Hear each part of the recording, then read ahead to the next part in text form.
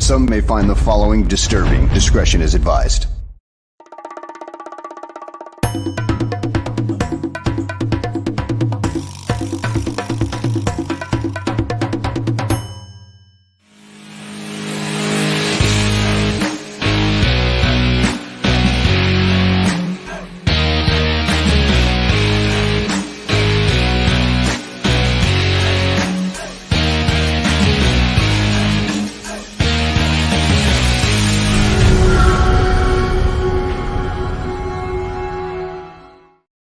Welcome, everyone, to another episode of Gabriel Talks Football, GTF. My name is Aldo Gandia. Quick programming notes. Last night,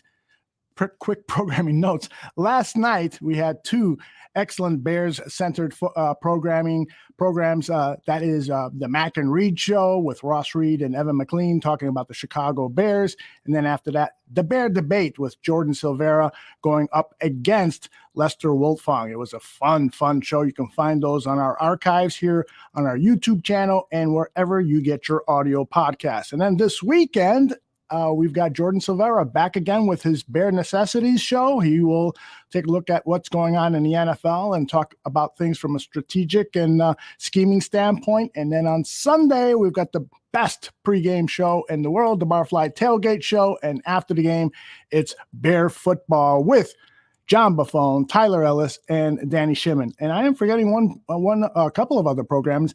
Mike North in the morning, 8 a.m. You need to lay some bets down. It's Mike's early Bears special, 8 a.m. I got to wake up that early for Mike. And then we have also got the Fantasy Football Goon Show just before kickoff. All right, let's bring the man of the hour in. His name is Greg Gabriel. Greg, how are you, my friend? I'm doing good. 8 a.m. You say you got to get up early. Come on, I get up at between 5 and 6 every day. It's 8 Sunday. o'clock is midday. It's almost lunchtime at 8 o'clock. On Sundays, I like to wake up like about 20 minutes before kickoff. But those days are over. I've finally grown up. Greg, let's get right into it. Your impressions of the Bears' loss to the Packers at Lambeau Field week 2. Well, I'll be honest, because of what was going on here, I didn't see the whole game. I saw the first two drives, most of the second half. The first drive of Green Bay, the first drive of the Bears, and which was probably their best drive of the night. And then most of the second half, probably missed a couple minutes of the second half. Going into that game, Green Bay's obviously got a good football team, and they got one of the best quarterbacks in the game, one of the top two quarterbacks in the game, one of the top quarterbacks ever in the game. So they get their rear ends kicked in Minnesota the week before. They're coming home for the home opener. You knew it was going to be a tough game. Mm-hmm. Okay. Now, looking at it, I didn't like the play call when in the fourth quarter when the Bears had a chance to score. Mm-hmm. I didn't like the quarterback sneak or quarterback dive from the shotgun. I would have rather had something under center. That said, that makes it a one-score game, and who knows what the hell happens after that. Absolutely. So you can take, people around here always want to play on the negatives. I try to play on the positives. They got beat. They deserve to get beat. But as we've said all along, this team is more than likely not going to be a playoff team. It's going to be a team that maybe wins 8 games. It's far from being the worst team in football. I think it's right in the middle of the pack. Might get lucky, win 9 games. They're learning a new system. Don't forget, most of the receivers didn't practice in the preseason, let alone play. Mm-hmm. Okay, so now it's getting your timing back, and another theoretically, after next week's game, you can get Harry back. Who knows if that's going to really happen? Velas has had a hamstring pull, and he's probably tried to come back too early on it and then keeps re-aggravating it. Those things can take a long time. Those things can be 6-week injuries, and through no fault of the kids, he wants to play. So he's going to press to try to come back. And then if it's too early, those muscle fibers stretch again and swell up. And then you got to go back to square one. So, from that standpoint, that they're losing a part of the speed that they have on the offense. Now, the encouraging thing is that the run game has really gotten together. At least last week it did. And against a team that normally stops the run pretty well. So that part I think is encouraging, because you go back to last year and everybody was game. So now they got the run game, so everybody's bitching. Now you got to get a passing game. So nobody's ever happy. I'm going to say this: they're going to win Sunday against Houston. All right, I like it. And I'll give you a couple reasons why. And we've talked about this before. The defensive schemes are similar. The Bears scheme, from what people have told me, and I'm very familiar with Lovey's system, more familiar with Lovey's than Eberflus' system. But as we've said before, if Lovey's system is Tampa 2-101, Flus's is 303 or 404. That he does a lot more things. It's more sophisticated. That being said, Flus learned it from Lovey and Rod Marinelli. Right. So he's already learned it from the teacher. And so from that standpoint, he can, looking at what Houston's doing, and this is where he can help the offensive coaches, and he will know exactly what the weak spots are in that scheme and how to attack it. Now, you mentioned play calling, and Luke Getsy got reamed all week long regarding play calling. I want to get your thoughts on that. But before Getsy was asked about his play calling and the run-pass ratio. This was his response. It's a minute long. I only had 42 plays, called 19 or 20 passes, so that was pretty spot on to how we wanted to play that game. I think what it was, the total attempts, it's a little while ago, was it 11 or 12 total attempts? But like his touchdown was a pass play that he took and made something happen. The play right before the 4th and 1 was a pass play that he took and ran. So I think it's part of it that I know that it's the NFL. Everyone's throwing it 30, 40 times a game, but we only had 42 snaps. And when you run the ball the way that we did, I think you have to make sure you're running the ball too. So that's part of it. And it's our job, as each week as we evaluate the opponent, what gives us the best chance to succeed, and where are our matchups favorable to us. And obviously last week we felt like, there was parts of the run game that we felt like we had a pretty good matchup, and we were able to get 7 explosives. That's a lot of explosives in the run game. Greg, I'm less critical of the play calling now after listening to Luke Getsy. Your thoughts? What I think the problem is, and I don't disagree with anything he said. The problem is they're getting behind or off schedule too often. Mm-hmm. So instead of having 2nd and 6, 2nd and 5, you got 2nd and 8, 2nd and 7, 3rd and 7, and that makes it difficult. So you've got to, first down has got to become a more productive down for the Bears. Mm-hmm. Now, if you look through the first 2 games, they've run a lot on first down. Maybe you got to throw a little bit, mm-hmm. and switch that up. But it's going to change. It's an evolving situation. It's fluid. It's going to change from week to week as everybody kind of gets used to each other. Mm-hmm. And the problem we have here is everybody's impatient. So they want an upper echelon team today, and this isn't an upper echelon team yet. So you've got to just look at things in the right perspective. And yeah, do you like losing? Hell no. Nobody likes to lose. But were they competitive within that game? Yeah. There's no question they were competitive. Go back to what I said a little earlier. They score that touchdown. It's a one touchdown game. Who the hell knows what happens after that? Because then momentum switches.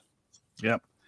One of the things that he talked about in the press conference is after the team scored their touchdown and then the Packers come back and take a 10-7 lead, the next 3 series on first down, the Bears put themselves in trouble. The second series for the Bears, Justin Fields gets sacked for 5 yards. And so now it's second down and 15. On the following series, which is their third offensive series, there's a penalty on tight end Ryan Griffin, a 5-yard penalty. And so again, now it's first and 15. And then on the third series on first down, they pass to Cole Kmet and he drops what should have been an easily catchable pass for at least 5 yards. So instead of 2nd and 5, it's 2nd and 10. Those are the kinds of problems that a young team like the Chicago Bears just cannot afford to have, right? No. Oh, no, totally agree. And I didn't see any of that. That's after I was unable to watch. I did see the funny phrase we used to, when I was with the Giants, you'd leave a college game at the end of the third quarter, something happened in the fourth quarter, you just say, well, I saw it on the radio. So I saw the Kmet drop on the radio. So with Joniak talking about it and down there. So they got to get better. It's real simple. You got to get better. And I'm sure that was an emphasis in this week's practice, especially Wednesday, is getting better on first down. Now we got a couple things, there's a couple guys that probably aren't going to play this week. One is Adams, the linebacker. So, they only have 5 linebackers on the 53. So they're going to bring somebody up from the practice squad. My guess, let me get into my linebacker group here, is that it's going to be Thomas, who's on, he's like a 8-year vet. Joe Thomas, he's familiar with the scheme. That's going to be my pick. Now watch, it'll be Gates, but he was like the last guy cut. Had a pretty good preseason. He could also play on special teams. Adams is very, very important on teams. He's a core player on special teams. So whoever they can bring up who can cover for him. They might have to bring up 2 guys. They can elevate guys every week.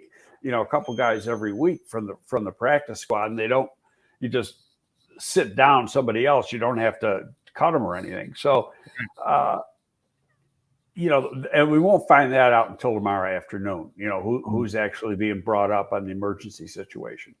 Right.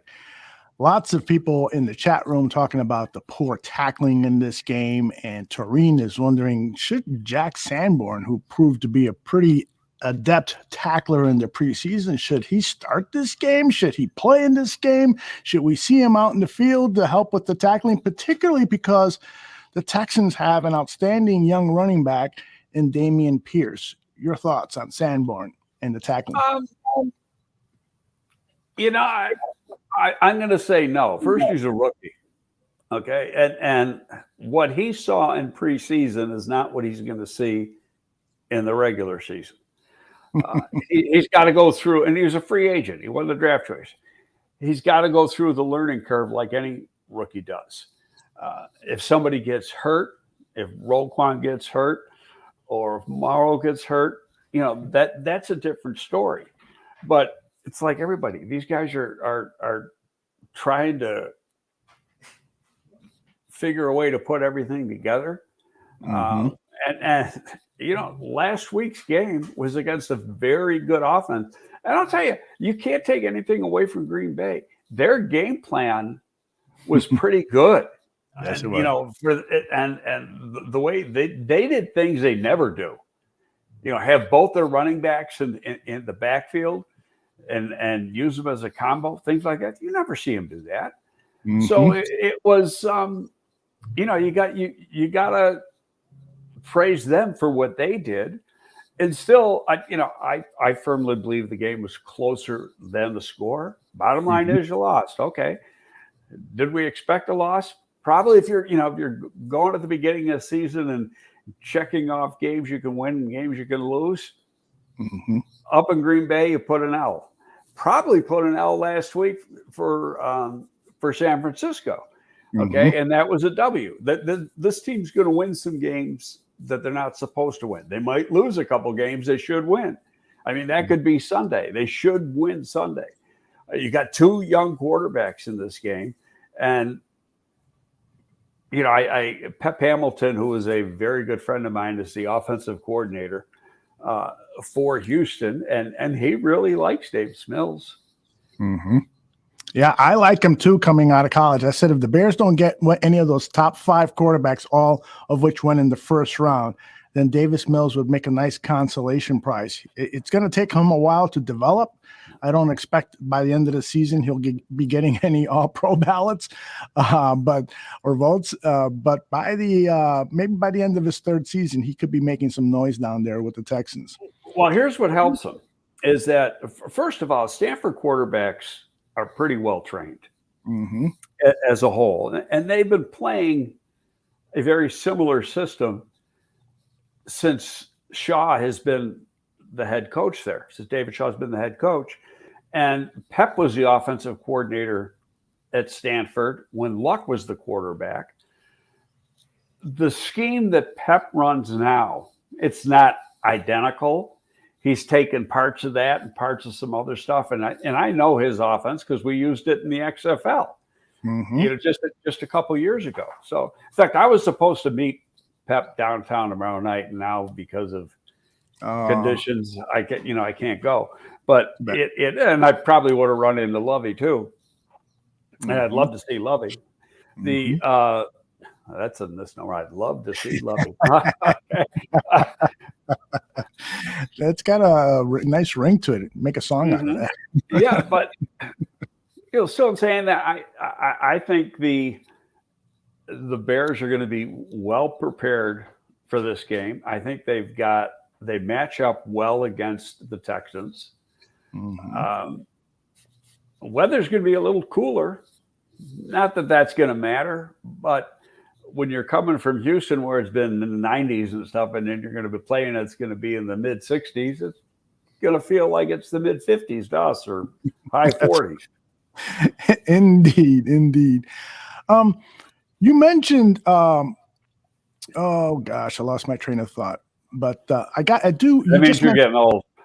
Oh my gosh, I'm way past old. I'm into You mentioned Lovey, and I want to get your thoughts on Lovey as the Texans coach and any story that you'd like to share. But yesterday, defensive coordinator Alan Williams talked about Lovey, and I wanted to share it with you because I thought it was a nice tribute to a former Bears head coach. I just have admiration for him. I have respect for him. He's one of the guys that you would say from Coach Dungy's tree. And so I kind of have a feel for what he would be, well, I think I do, what he would be telling his guys in the meetings and how he wants his guys to play. And I would just say respect, admiration, love that he's a head coach in the NFL again. I think that that part of it I'm proud of, excited for him. But at the end of the day, I would say this, that he's the opponent across the field, and he's trying to come into our house and take what we have. And so with that in mind, we're going to do everything that we can to make sure that he goes away with a frown on his face. I imagine that you would have said the very same exact words about Lovey Smith, Greg. Yeah, no, I really enjoy Lovey. Had a very good relationship with him. Not a doubt in my mind, he got a very raw deal in Tampa. That was a coup that went on there.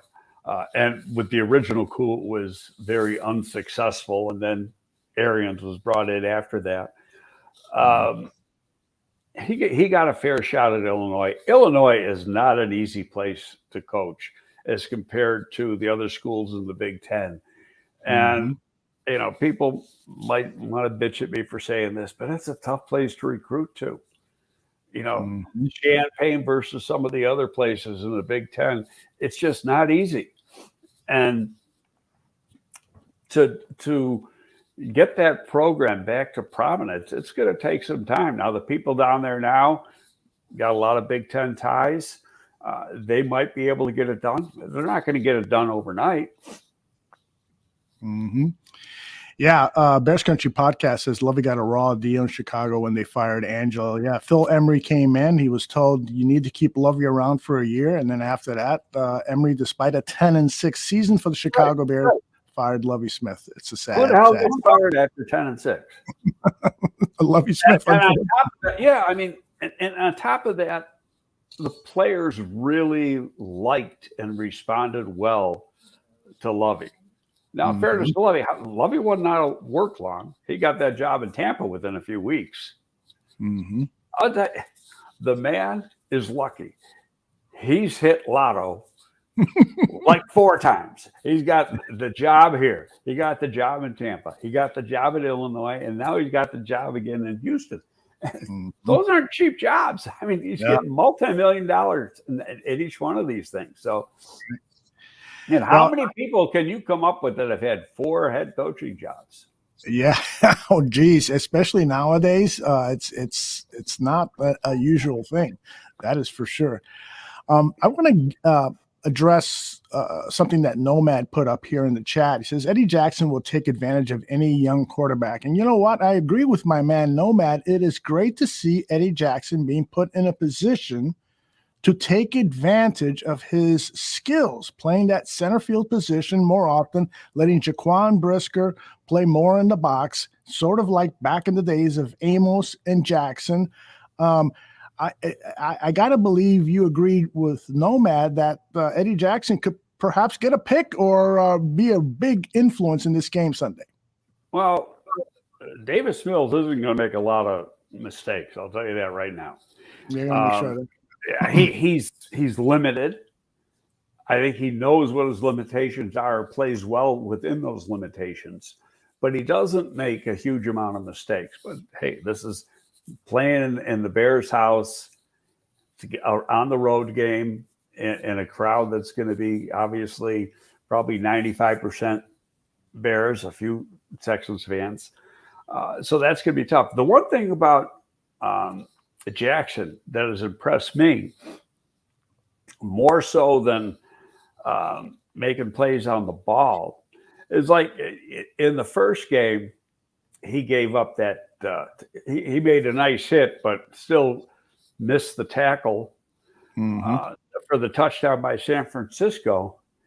And he came back and he had some big wallops other night against Green Bay. And so you can go back and watch tape of Jackson at Alabama. He's never been known as a big hitter. Mm-hmm. And he is right now. I mean, hardest hitting from him that I think I've seen since he came into the league over these first 2 games. Now, let's see if it holds up. His body may break down after that, for all we know. Yeah, exactly. You know, another thing that Williams said that really was encouraging to me, both offensive coordinators I thought had excellent press conferences yesterday with what they said. We'll see if it turns out on the football field. But Williams said that when this team on that 2nd down and 28, when Rodgers gained 20 yards, and then on the 3rd down and 8 gained 9 yards, and then they end up scoring on that drive, he said that when the defense came off the field, Williams looked at them. All of the players had their heads up high. They were looking at their coach and saying, what do we need to do? What do we need to do, in other words, to get better, to correct our problems? That this team is totally invested in being better and correcting their mistakes. And then Luke Getsy said very similar things, that he was encouraged that after that first half of football, the team came out in the second half in both weeks and came out with the offensive side of football came out with a fighting spirit. Greg, I mean, you and I and every Bears fan should be encouraged by the demeanor, by the the approach that this football team has now as compared to teams that we saw the last couple of years that didn't seem to have much fight in them. Yeah, the attitude on the field from last year to this year is like night and day. Just the competitive nature. They're playing hard. Sure, they may get beat. Cincinnati Bengals were in the Super Bowl in February. They're 0-2. How about that? Okay, so this team is competitive. They don't have all the resources yet. We know that, but it bothers me a little bit. Let's go back to the BS about Justin Fields and what he said after the game. There's nothing wrong with what he said after the game, but David Portnoy, who owns Barstool, and Barstool's put a thing up, and they've got, between the two of them, they got like 5 million followers. So you can turn that into a very negative situation, which they did. I don't think that, Fields came out then and apologized on Wednesday, and he didn't need to do that. He was being sincere. He's a 23-year-old kid. They just got beat. Nobody likes getting beat. I got to let my dog out the door here. He's absolutely with my wife. Just a second. Let him out, and I'll play a soundbite here from Getsy. This is Getsy talking about the bright spots on the team. This is the coolest part about what I saw this past week. You saw a team come out prepared, execute, score. Okay, now. Then we went 3 and out, I think 3 times in a row, And then we come out in the beginning of the fourth quarter, and we have to go, how far was that, 90 yards? And they just, there was just no, it didn't even matter. It was about just playing and getting better and fighting their butts off. And so that was, to me, so impressive how they stuck together. I mean, I've been on a lot of sidelines where when you go 3 and out that many times in a row, things get weird, right? But those guys were tough, and they stuck together, and it was about how can we get better the next play and how we're ready to roll. So I think we got the right kind of men in that room, and so I'm excited to see what's next for these guys. That was Bears offensive coordinator Luke Getsy, basically echoing the same thing Al Williams said about his defensive group. Sorry, now that Bennett is out of the way, what do you got? Well, what I like about Luke is that he's dealing with the positives. Mm-hmm. I hate when people deal with the negatives. Of course, there's negatives, and you fix them. But people around here just dwell constantly on the negative, and it's ridiculous. Waste of time. It truly is. And I mean, it's like you see some of the comments, and it's like, do these people really think that this team isn't trying to fix things? Because it's just an absurd thought to even have that thought in your mind. Yeah, and what is bothersome to me sometimes is just everybody rushes to judgment. I mean, after week 1, we're going to the Super Bowl. After week 2, we're the worst team in the league. It's these extreme reactions. That's what I mean. And everybody knows they're at best a 500 team. Mm-hmm. And the 500 team is a hell of a lot better than what the national media perception was 2 weeks ago. Indeed. They said, what's the number that the national media put on? And it wasn't one guy, it was several. 3 games. That's right. That is right. And Vegas had them at, I think, 4 games, 3.5 or 4. We do have to talk about a couple of negatives here regarding Justin Fields. And in particular, he did have some issues seeing the field on Sunday. And I've shown this replay a number of times. I want to show it to you. This is Fields missing Equanimeous St. Brown on the right side of the field, wide open there, hand up, throw it to me. Fields appeared to be looking that way, but instead checked it down. And the issue was, according to Getsy, was that he Equinemius St. Brown did what he was taught to do, which was to change the route, because he was supposed to go inside, saw that the defensive backfield had leverage there, and so he took it outside, and unfortunately Fields did not recognize that. That could have been a touchdown, or at the very least that ball would have been in the red zone, ready for 3 or 6 points. So what happens with a young quarterback like that? How quickly can we expect him to correct those mistakes? Because those are mistakes that it took Mitch Trubisky years to correct. And in fact, some people say he still has it. Well, first of all, in this particular system, he's a rookie. The only guy who's not a rookie, or guys who aren't rookies in this system, are EQ and the center, Lucas. Mm-hmm. Mm-hmm. And so it takes time. And quarterbacks are taught to go through a progression. Okay, so you got 1, 2, and 3. I guarantee you on that play, EQ wasn't 1. Okay, but he adjusted his route based on don't forget, he's played in this system for 4 years. Mm-hmm. So he thought he was able to adjust. He's able to adjust at full speed. And Justin Fields been in the system for a few months. Sometimes, getting on the same page, it's not easy. It takes time. How do you get the time? It's playing experience. You're gonna see that. You see it on the tape. You're gonna rehearse it in practice, and hopefully you miss it today, but you're going to get it tomorrow. And here's another thing that nobody talks about, but it's 100% true. He could have thrown that. Let's say he saw EQ, throws the ball to get a touchdown. Mm-hmm. Everybody loves it, right? Except one person, the most important person, the head coach, or not the head coach, the offensive coordinator. Because, if he was 3 in the progression, that means he didn't do the play right.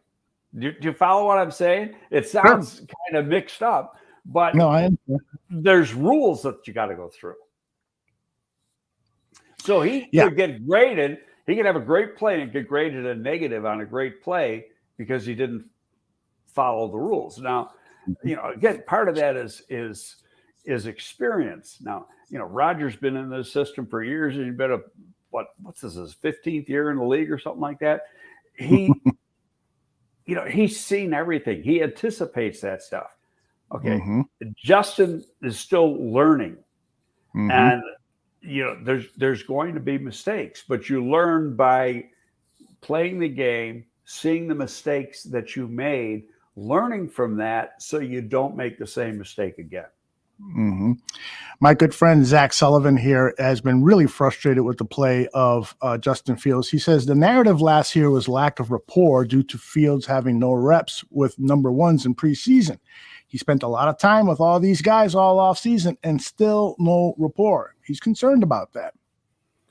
I don't agree with that at all. Part of it is the conservative play calling that they're doing. Part of it is they're getting behind the chains on first and second down, and that's not necessarily on Justin Fields. Mm-hmm. Especially if they're running a lot on first down and you're only picking up a yard or two, and now you're 2nd and 9, 2nd and 8. That's not Fields' fault. Mm-hmm. Yep. So you can. People tend to, they want him to be Aaron Rodgers or Tom Brady. He's in his 2nd frickin' year.